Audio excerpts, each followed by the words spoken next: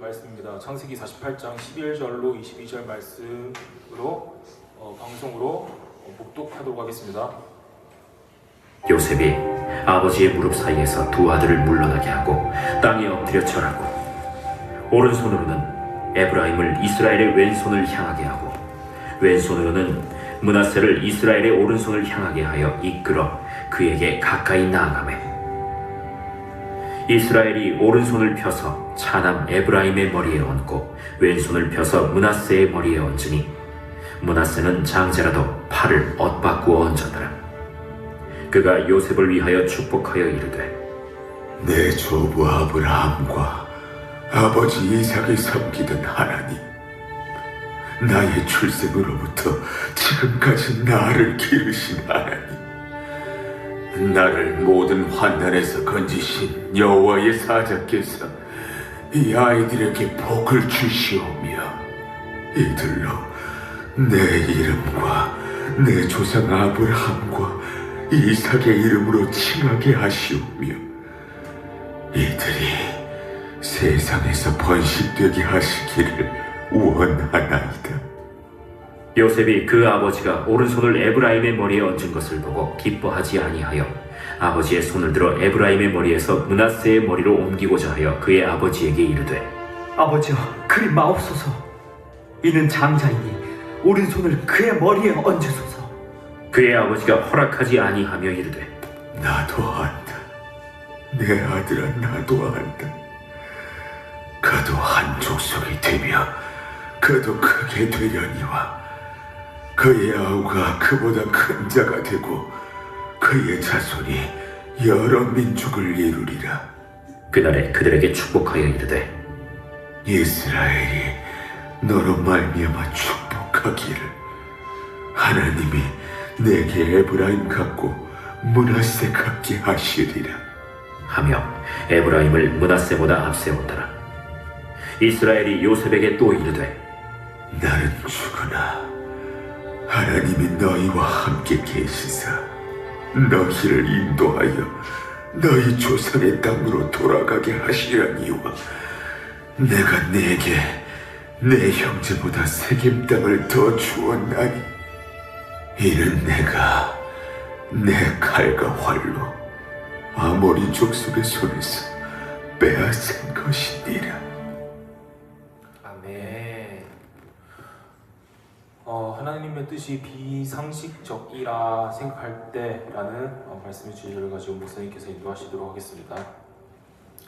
네, 우리 앞뒤 좌우에 있는 전우들 바라보면서 반갑게 샬롬으로 인사합시다. 샬롬, 샬롬, 네, 평안하세요 라는 뜻의 인사입니다. 네, 히브리어 말인데 우리말로는 평안하세요 라는 인사예요. 네.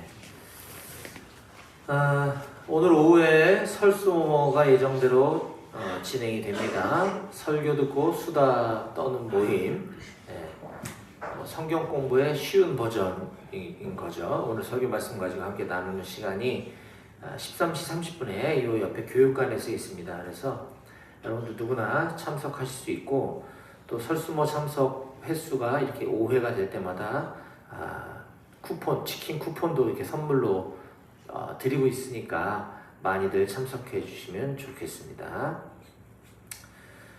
또 연말연시를 맞아서 부대에 많은 변화가 있네요. 보니까 지난주 수요일 날은 제가 이따가 예배 드리러 가는 3사단 22여단 포병대대가 창설이 되고 대대장님이 취임하셨어요. 그래서 제가 지난주에는 거기 취임식에 참석했었습니다. 그리고 우리 105대대도 내일 또 대장님이 바뀌시죠.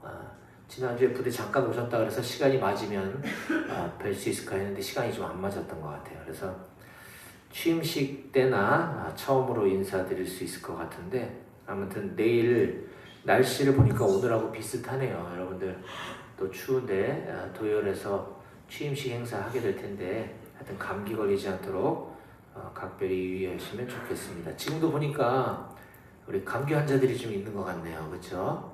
네.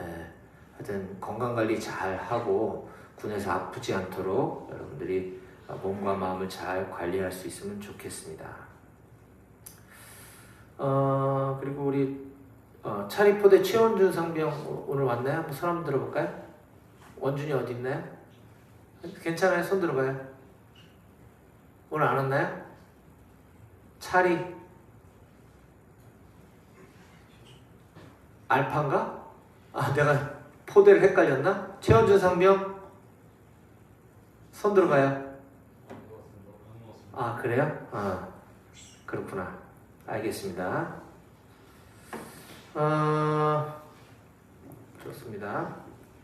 우리는 지난 주일에 창세기 48장 1절에서 11절까지 본문을 가지고 하나님 나라의 상속자라는 제목의 말씀을 함께 나눴습니다. 하나님 나라의 상속자.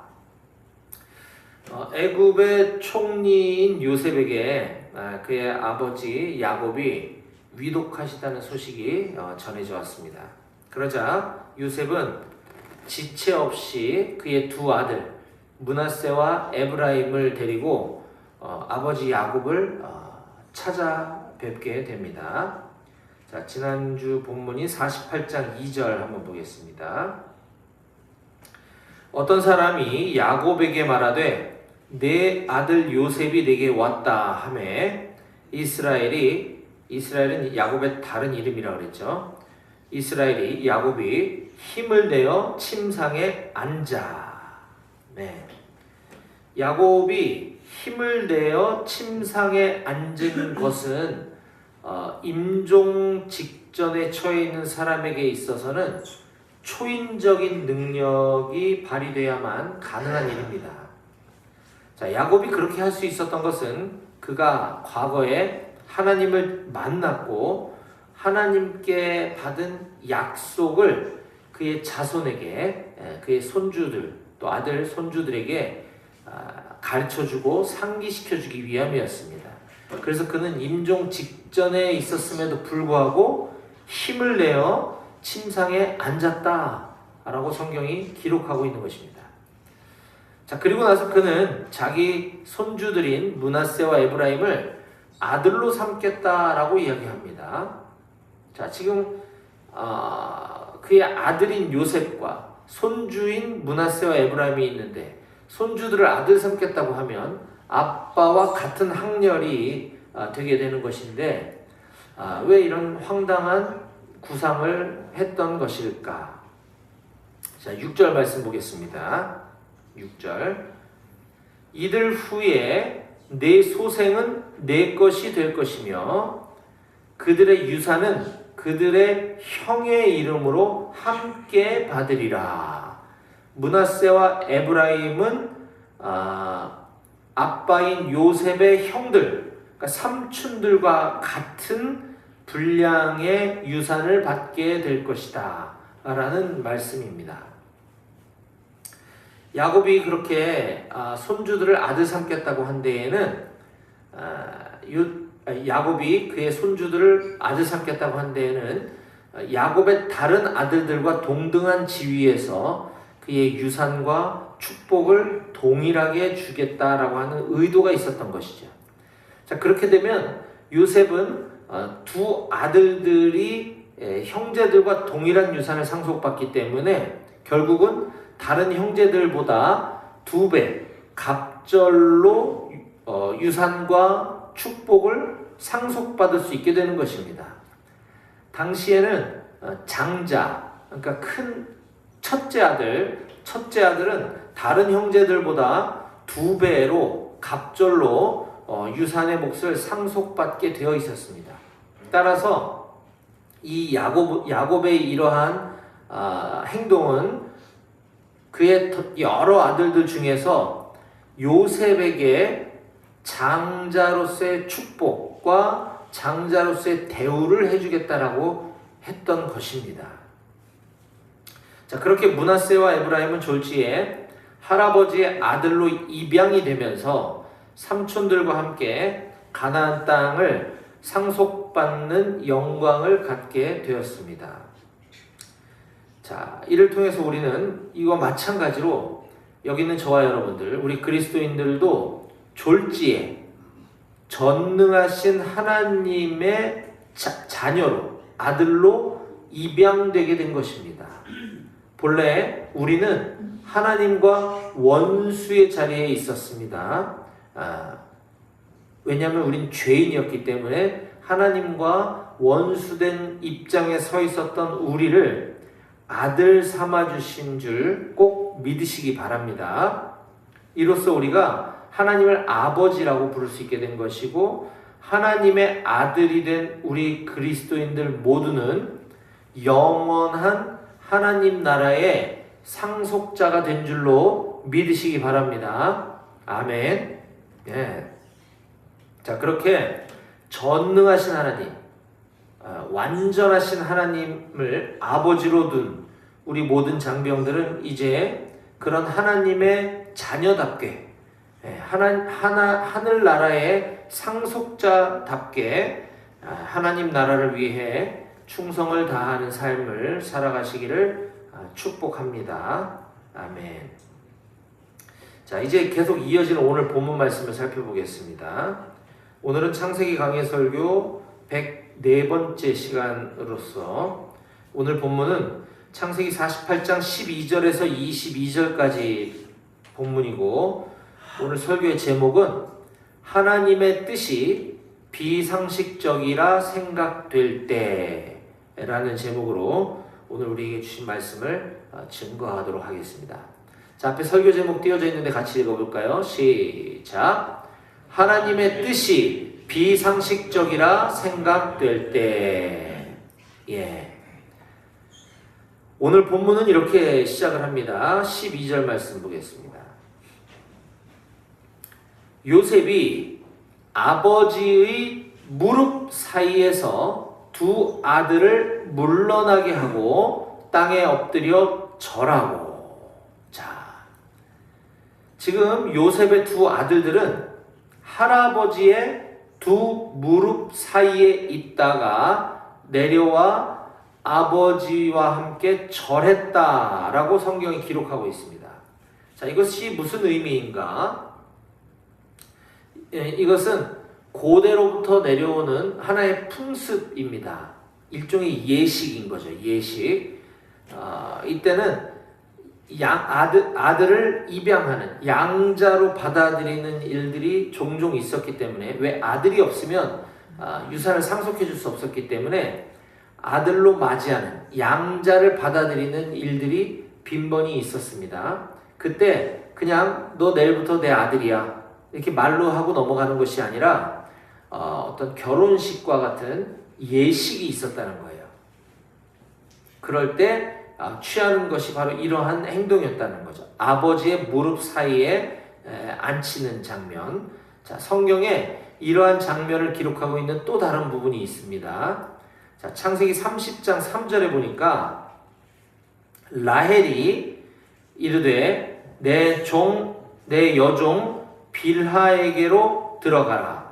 그가 아들을 낳아 내 무릎에 두리니 그러면 나도 그로 말미암아 자식을 얻겠노라 하고. 네, 라헬은 자녀를 낳지 못하는 불임 여성이었죠.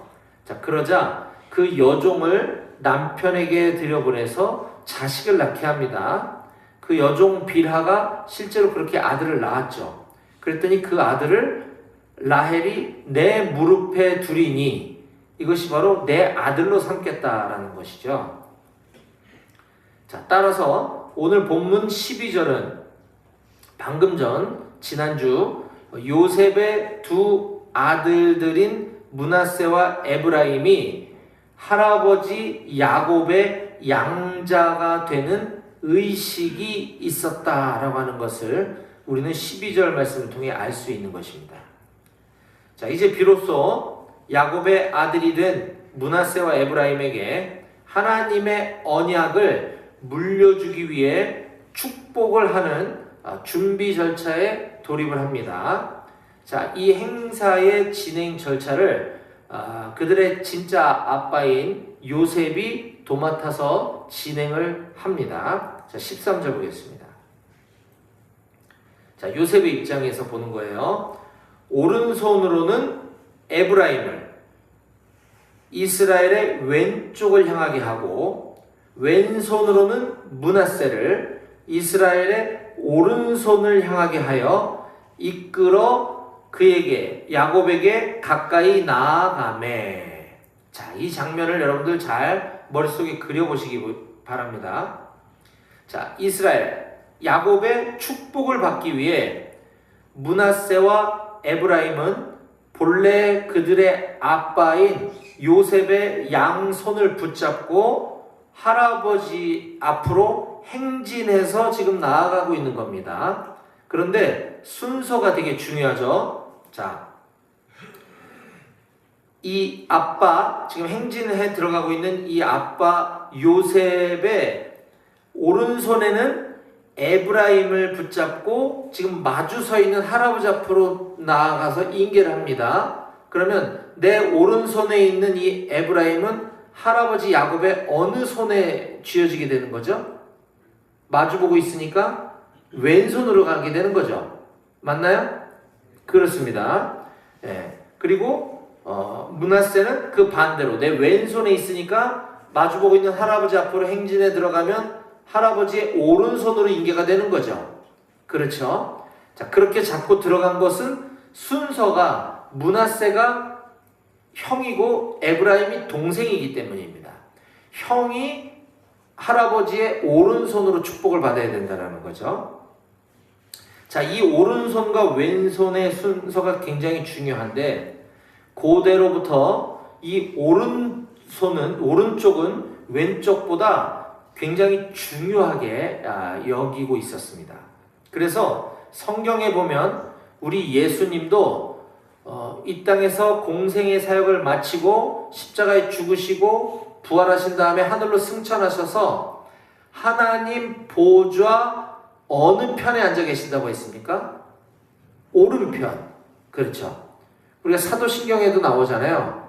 하나님 보좌 우편에 앉아 계시다가 거기로부터 살아있는 자와 죽은 자를 심판하러 오시리라. 네.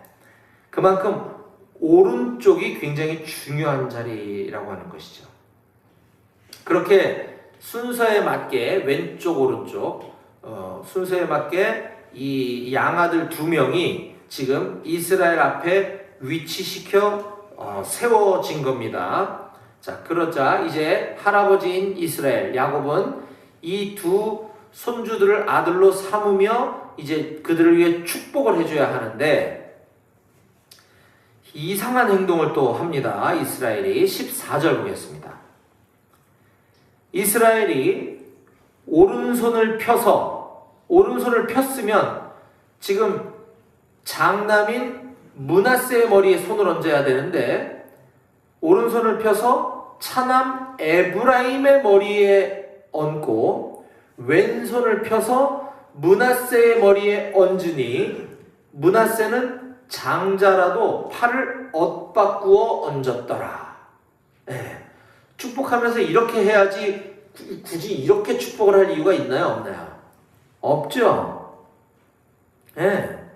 이상하게 지금 두 팔을 X자로 교차해서 지금 축복을 하고 있는 것입니다. 자, 그리고 나서 이제 본격적으로 이스라엘이 두 므낫세와 에브라임에게 이렇게 축복을 합니다. 15절 보겠습니다.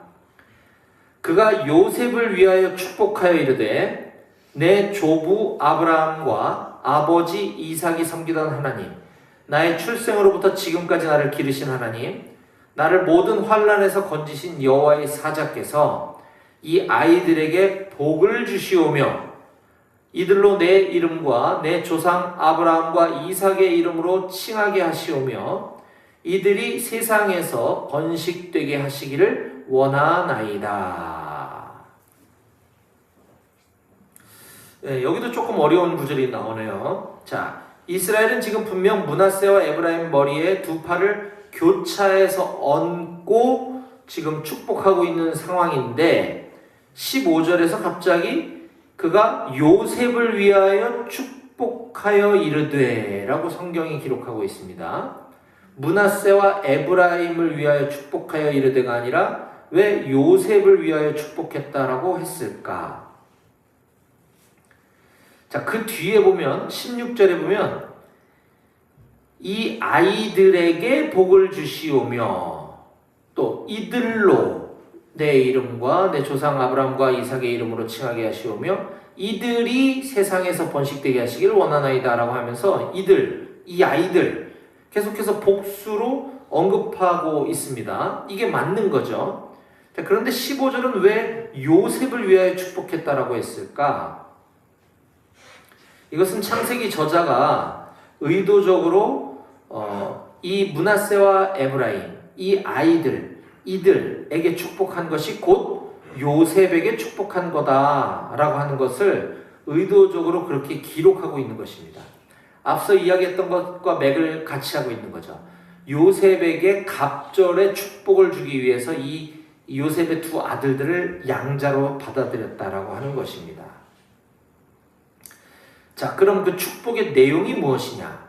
그것은 바로 축복을 해주고 있는 이스라엘, 야곱의 할아버지 아브라함과 야곱의 아버지 이삭으로부터 이어져 내려오는 하나님의 축복을 지금 이들에게 전수해주고 있는 거죠. 가르쳐주고 있는 것입니다. 왜냐? 뭐 그건 당연히 축복의 내용에 포함되어야 하는 것이긴 하지만 거기에 더 중요한 의미는 이 지금 이스라엘로부터 축복을 받고 있는 이 양자 삼은 므낫세와 에브라임은 바로 그의 친아빠인 요셉과 친엄마로부터 태어난 아들들이잖아요. 근데 이들의 친엄마는 애굽 여자입니다. 애굽 여자. 요셉이 애굽의 노예로 팔려갔다가 거기서 우여곡절 끝에 인생 역전이 일어나고 총리가 되고 그 나라에 좀 잘 사는 권력자의 딸을 아내로 맞아서 낳은 아들들이기 때문에 이 므낫세와 에브라임의 어머니는 이방 여자, 애굽 사람이고 또 그들은 그 땅, 이방 땅에서 태어나서 그 애굽의 문화 속에서 자라났던 것이죠. 그러므로 이들에게 가장 중요했던 것은 너희가 하나님의 민족들이야. 너희 증조부, 너희 조부, 너희 아빠로 계속 이어지는 이 하나님의 민족이라고 하는 그 혈통, 그 정체성을 잊지 말아야 한다라고 하는 것이었습니다. 그렇게 함으로써 이들이 언약의 하나님의 언약, 약속, 하나님의 약속을 물려받는 상속자로 살아갈 수 있도록 해주고 있는 것입니다. 자, 그런데 지금 이 상황에서 마음이 불편해서 지금 안절부절하지 못하고 있는 한 사람이 있었습니다. 자, 그가 누구냐? 17절 보겠습니다. 요셉이 그 아버지가 오른손을 에브라임 둘째 아들의 머리에 얹은 것을 보고 기뻐하지 아니하여 아버지의 손을 들어 에브라임의 머리에서 므낫세의 머리로 옮기고자 하여 그의 아버지에게 이르되 아버지여 그리 마옵소서. 이는 장자이니 오른손을 그의 머리에 므낫세의 머리에 얹으셔야 합니다 라고 하였으나, 자, 요셉은 지금 아버지가 임종 직전이잖아요. 눈이 어두워서 지금 큰아들 둘째 아들을 구별 못하시고 지금 바꿔서 축복했구나, 이거 큰일 났다 라고 생각을 했습니다. 그래서 아버지의 손을 들어서 옮기려고 지금 시도하면서 상황이 지금 잘못되었습니다 라고 이야기하고 있는 것이에요. 지금 너무나 비상식적인 상황이 벌어진 것입니다. 그런데 아버지 이스라엘 야곱의 반응과 대답이, 답변이 놀랍습니다. 19절 보겠습니다. 요셉의 아버지가 허락하지 아니하며 이르되 나도 안다 내 아들아, 나도 안다. 두 번이나 지금 반복해서 내가 알고 있다 라고 지금 얘기하는 거죠. 그도 한 족속이 되며 그도 크게 되려니와 그의 아우가 에브라임이 므낫세보다 큰 자가 되고 그의 자손이 여러 민족을 이루게 될 것이야 하고 그날에 그들에게 축복하여 이르되 이스라엘이 너로 말미암아 축복하기를 하나님이 내게 에브라임 같고 므낫세 같게 하시리라 하며 에브라임을 므낫세보다 앞세웠더라. 나도 안다 내 아들아, 나도 안다. 야곱은 지금 비록 나이가 들어 임종 직전에 있는 상황에 있는, 눈이 어두워 잘 보이지 못하는 상황임은 맞지만 그가 므낫세와 에브라임을 구별 못한 것은 아니다 라고 하는 것이에요. 그가 손을 엇갈려서 이렇게 반대로 축복한 것은 다 이유가 있기 때문이다 라는 것입니다. 그러면서 그는 동생 에브라임이 형 므낫세보다 더 크게 될 거다라고 지금 축복해주고 있습니다. 성경에 이렇게 장자와 차자가 뒤바뀐 사례는 굉장히 많아요. 지금 축복해주고 있는 야곱도 원래는 둘째 아들이죠. 그의 형 에서로부터 약간 야비한 방법으로 장자권을 빼앗긴 했지만 이 또한 하나님의 큰 계획과 섭리 가운데서 일어났던 것입니다. 그러면서 야곱이 축복을 이어받고 에서는 사이드로 밀려났게 됐죠. 하지만 그렇다고 해서 지금 오늘 이 므낫세와 에브라임의 순서가 뒤바뀌었다 그래서 장자인 큰아들인 므낫세가 이렇게 불신앙의 자리로 떠나가는 것은 아니다. 다만 동생 에브라임이 더 크게 될 뿐이야. 하지만 후대의 사람들은 어떤 다른 사람을 축복할 때 지금 이 표현을 관용 속담처럼 사용하게 될 거야 라고 하면서 일종의 예언을 하는 거죠. 나중에 누군가가 다른 사람을 축복하려 할 때 하나님이 너에게 에브라임 같고 므낫세 같게 할 거다 라는 것이 일종의 속담처럼 자리 잡을 거다. 그것이 현실이 될 거다 라고 하면서 두 후손 모두 다 잘 될 거야 라고 지금 이야기해 주고 있는 것이에요. 자, 이제 오늘 본문의 마지막으로 야곱은 요셉에게 이스라엘 자손들이 약속의 땅으로, 지금 이 가나안 땅에서 영원히 사는 것이 아니라 하나님께서 약속해 주신 그 땅으로 돌아가게 될 것인데, 그곳은 원래 야곱이 정착했던 땅 세겜을 요셉 너에게 주겠노라 라고 지금 이야기해 줍니다. 자, 마지막 구절 21절과 22절 보겠습니다. 이스라엘이 요셉에게 또 이르되 나는 죽으나 하나님이 너희와 함께 계시사 너희를 인도하여 너희의 조상의 땅으로 돌아가게 하시려니와 내가 내게 내 형제보다 세겜 땅을 더 주었나니 이는 내가 내 칼과 활로 아모리 족속의 손에서 빼앗은 것이니라. 자, 21절은 지금 죽음을 앞둔 이스라엘이 가나안을 회복하게 될 것이다 라는 하나님께로부터 직접 받은 약속을 지금 요셉과 에브라임 므낫세 후손에게 이어주고 있는 장면입니다. 가나안을 회복하게 될 거야. 이 가나안을 다시 되찾고 가나안 땅으로 다시 되돌아가게 될 거야 라고 하는 것은 지금은 이 실감이 안 나는 상황이지만, 왜냐하면 애굽에서 지금 너무 잘 살고 있기 때문에 지금은 실감이 안 나지만 장차 이 히브리인들이 이 이방 땅에서 고난을 당하게 될 때 큰 위로와 희망이 되게 될 것입니다. 뿐만 아니라 실제적으로 이 애굽을 떠나는 사건이 나중에 발생하게 되는데 그것이 바로 출애굽 사건이 되는 거죠. 그것과 지금 연결되는 결정적인 동기와 원인이 되게 되는 장면이 바로 지금 21절에 이스라엘 야곱의 그 축복하는 장면인 거죠.